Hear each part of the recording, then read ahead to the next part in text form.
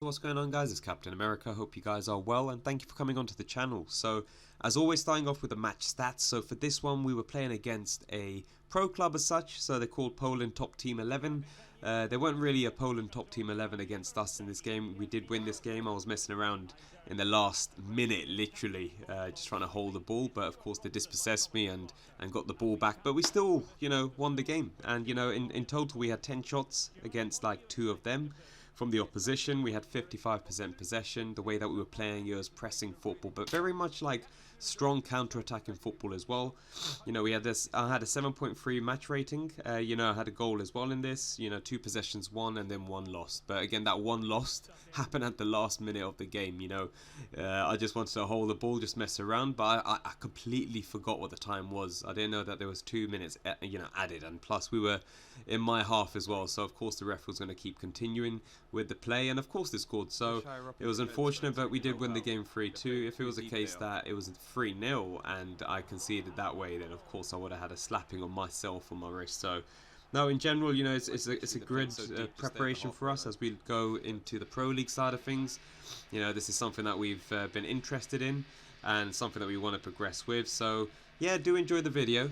It's something that we are doing as much as we can to get like a full 11 and compete against other teams, and we are going to be doing much more friendlies as well against like full 11. So hopefully you guys enjoy like the full capacity of human players within the games that we're playing. Again, these guys are going to be very tough as well. They're playing in like pro leagues themselves.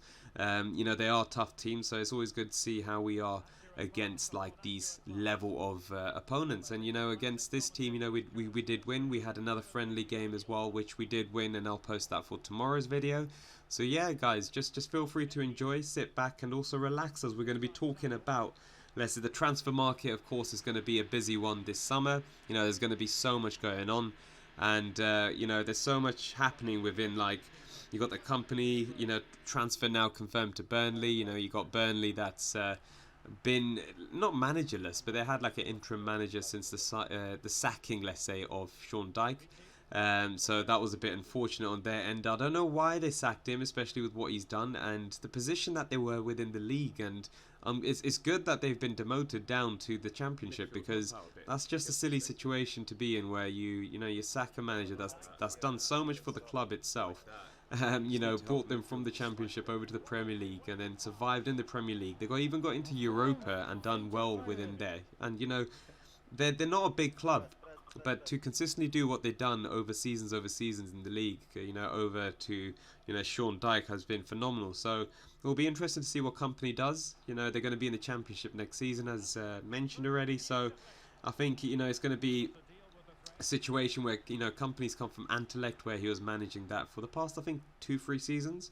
He didn't win anything with them, and this past season, just with Anderlecht, just now they came third in the league. Club Brugge, who've been phenomenal, let's say, in the Belgium league over the past seasons, have done well, and they came first in there. So I think it'll be a really interesting move for company, as we get all of these legendary players converting into managers. I think that's such a cool sight. You got the likes of Lampard, you've got Stevie G, of course, and now you've got like company doing well as well, and then you also got Dirk Kuyt. So all of these players, like, I'm just getting older now. It just feels so strange to see these guys that we've watched them play, turning into managers. So bloody hell, age is a disease that we need curing, hopefully. But no, it'll be interesting to see what company does. He's going to be bringing this fierce leadership that he's always had within, like, Man City, for example, as a player, as a captain for them as well for so many seasons. And now, I did see a video of company, purely bollocking, like, proper, like, going down at his team in Anderlecht. I can't remember what it was about, but I think they were either losing at half-time,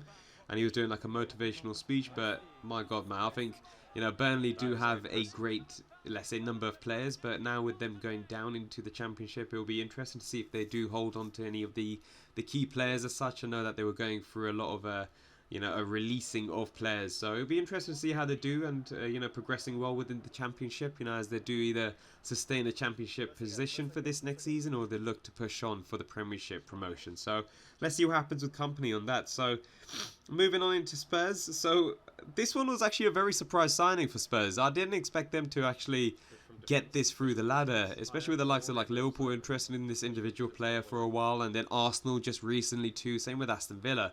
So for Brighton's Basuma, so he's moving over to like Spurs now. I've just noticed that he's doing a medical or something like that. So hopefully that will be confirmed by the end of the day or even tomorrow. So that'll be a very good signing for them, especially as they're looking at a box, like not box to box, but more like a ball-winning midfielder that you got with the likes of like Fabinho in Liverpool, for example. You got Rodri at Man City. So I think Spurs, as they're doing well now within the Champions League, you know, they sustained that position. So it'll be interesting to see what Conte's doing and pulling within his sleeves at Tottenham. You know, we've already seen the signings of Perisic, for example, and you know that's a phenomenal buy for them, especially what he's done in the Italian leagues in general over the past seasons, even in the German league as well with Bayern Munich. So he's a fantastic purchase for them. But he is quite aged, but I still feel he is a phenomenal player. You know, it'll be interesting to see what also signings that Spurs further make. You know, we also got the likes of Bastoni being rumoured, you know, a defensive centre-back. So that'll be really interesting to see if he does come along, especially as he's had a past relationship with Conte. But no, I think Spurs are doing some interesting purchases this season. I think it's going to be a tough league, you know, with all the purchases already made around like Man City as well as Liverpool. But again, the third, fourth, fifth and sixth places are always going to be the ones that are always well thought of. So that's going to be really interesting to see, you know, where Spurs come. Potentially they might even get second or third, you know, with Liverpool getting first, of course. You know, no messing around there. But yeah, and then also, of course, Nunes to Liverpool. That is a confirmed signing now. So let's see how he plays with Liverpool over like the friendlies, or if he's going to be rested for that. And then let's see how he progresses within the couple of games that he's going to be playing with Liverpool. You know, the way that Klopp usually manages certain signings is he usually moulds them into the team slowly. We saw that with the likes of number of players, and you know, it'll be interesting to see what he does with Nunes, if he's going to literally just put him into the deep end, starting up front with like the likes of like Diaz and Salah, you know, alongside him on the wing, you know, cutting as inside forward. So it'll be really interesting to see what happens with that side of things, or if he's going to just opt with like Firmino for the time being, or even Jota. So no, looking forward to seeing how he progresses within the Liverpool ranks. I think he's going to be a great signing, especially as he's a tall, you know, physical player, and that's what we need in the league, and you know, an out-for-out centre forward. But you know, I was mentioning in my previous video yesterday that, you know, his positional play from what is it, an article I was reading, he was playing more like a lamb, you know, like a left attacking midfielder, and he was progressing like that as a centre forward. So you know, that would suit well within the Liverpool, you know, style of play that they usually have, where you know the forwards are always backtracking and pressurising, you know, whenever they do come back into their defence positions, and then countering, of course. So no, it'll be interesting to see how he moulds. And then of course a youthful signing that was linked to Liverpool. I don't know how to say his name, but Tchouaméni, I don't know how to say his name. He's gone to Madrid again, like a central defensive midfielder. He just came from Monaco. So I think that would have been a good purchase for Liverpool, but you know, his mind was set at Real Madrid, who have another, let's say, defensive midfielder who's very young again. You know, Kavinga, who's always been like a wonder kid in these football managers as well as FIFA's. So I think that'll be really interesting to see how these guys line up, and you know, the team that Madrid try to sustain, especially if they do get the likes of even Lewandowski going to them, or if he's going to be making the choice to go Barca. So regardless, I think it'll be really, really cool to see what happens with that. So no, I got the assist. And then finally moving over to, let's say, Minamino at Liverpool again. You know, this one, I'm a bit gutted to see Minamino, you know, being rumoured to leave. I do think he will be leaving, especially how strong the rumours are.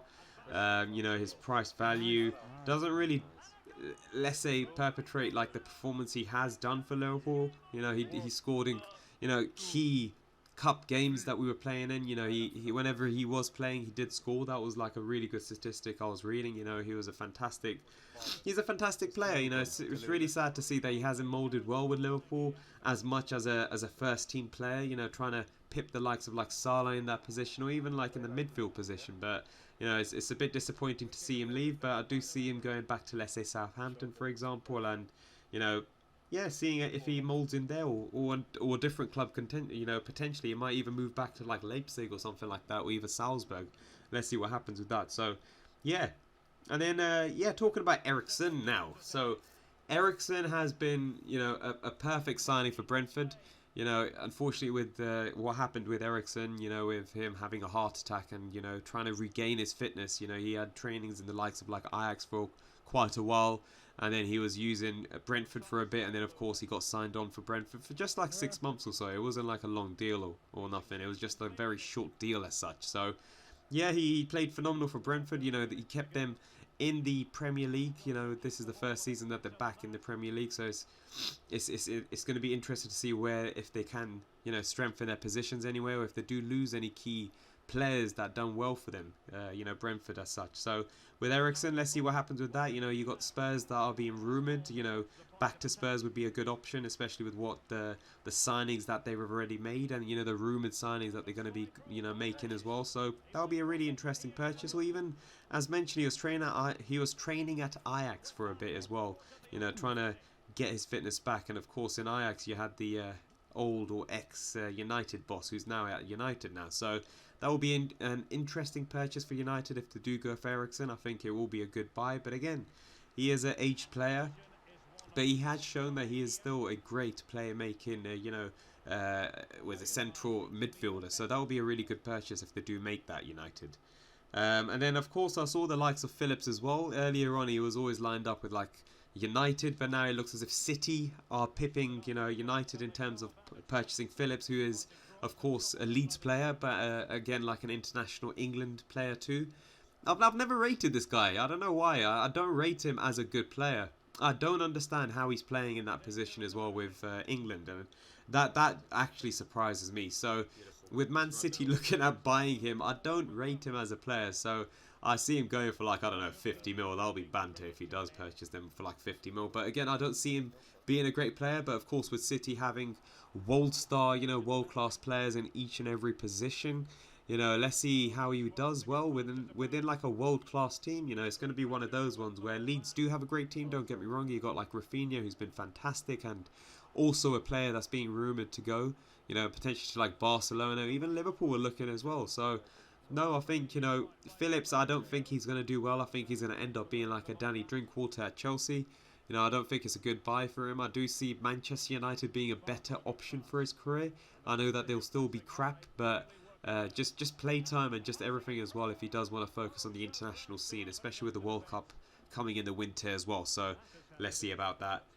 My bloody nose is blocked, man, from this hay fever. I don't know if any of you guys get hay fever, but fucking hell, man. Like, London has been having the worst amount of like hay fever in a while, and I'm actually suffering. Like, even doing this 15-minute talk is just tough, man. Like, my nose just blocks and I sound like Michael Jackson, so that's what I think I sound like. But yeah, yeah, just moving on to like some final signings. So again, staying on United's talk, let's say, you got again, like Ajax being rumoured, or let's say players being rumoured from like United as such. You got Anthony, who's a winger as such, who does cut in, who's got a fantastic, let's say, dribbling ability. He's a showmaster, and I think like he would be a good purchase for United. But I've always seen him coming to like Liverpool as well. Just his play style is quite great as well, especially on that wing. He would be playing on like Salah's position, and I think that will be a good purchase for the future. But yeah, I think, if he does go to United, again, a great buy. I do see him being a better player than like Sancho, but again, Sancho plays on the other wing. But no, I think it'll be interesting to see where he goes. And then yeah, just the final rumour then. So you got Cucurella, who's again for a Brighton player. Brighton losing potentially two key players, Basuma being one, and then you got the likes of Cucurella at the left back position, who was an ex-Barca player. So with him potentially going over to like Man City for a left back position will be a good purchase for Manchester City. Don't get me wrong, Brighton played fantastic this season. A lot of upsets against like big teams, but they done very well. The manager who was managing a Swedish team as well. I think it was Östersunds or something like that. A while back I read it, and he's always been a fantastic manager, Graham Potter. So no, it's good to see him doing that, and I do see him being a very good fit for an England boss position as well. So that'll be one for the future. But yeah, guys, coming into the end of the video, I do appreciate you guys sticking on. Thank you so much as always. Please feel free to like and subscribe. And yeah, I'll catch you guys on tomorrow's video for another friendly 11 versus 11 pro match game against quite a tough opponent. But again, a good result for us. So take care and bye-bye. Apologies, boys. I was lagging a bit as well. Either way, we won. Well, here's the replay, and when you've got the ball at the back, you've got to pass it forward. Look at this shot, He yeah, doesn't do pass. that there. He has his pocket picked, and he's been Daneka. rightly punished. Ah, he didn't even give me the chance. What a bitch. And it is Hey, a Polanto much